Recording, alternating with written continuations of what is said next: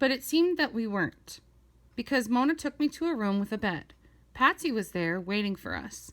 A man was lying on the bed. I recognized him, even though I didn't know his name. He was one of my friends, and he kept treats in a jar by his bed for when I stopped by. He didn't offer me a treat now, though. He just lay very still, and he smelled different. I lifted my nose in puzzlement. It was a strange odor, one I had not met before. He smelled tired and quiet, and somehow he smelled far away.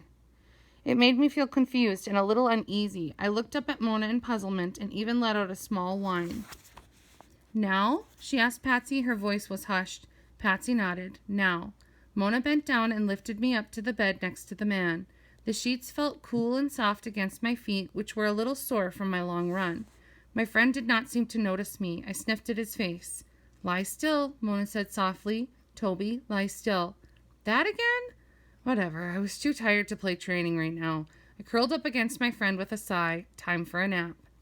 As I drifted off to sleep, I heard Mona and Patsy exchange a few words. Then a different voice joined in. It was quiet, but it was still fierce. "What is the dog doing here?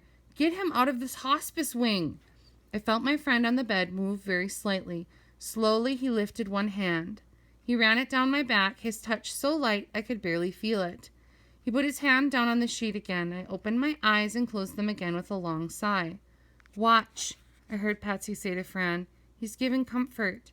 Can't you see Martin relax with Toby there beside him? He doesn't have any family to be with him now. Just us and Toby. We can't take that away from him." There was a long pause.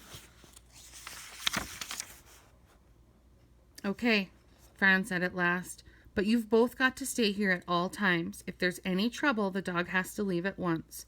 "Of course," Patsy said. Her voice sounded as if she were smiling. "Good boy, Toby," Mona told me. "Good lie still. Good boy." I was glad that she thought I was a good boy, but all I wanted to do right now was sleep.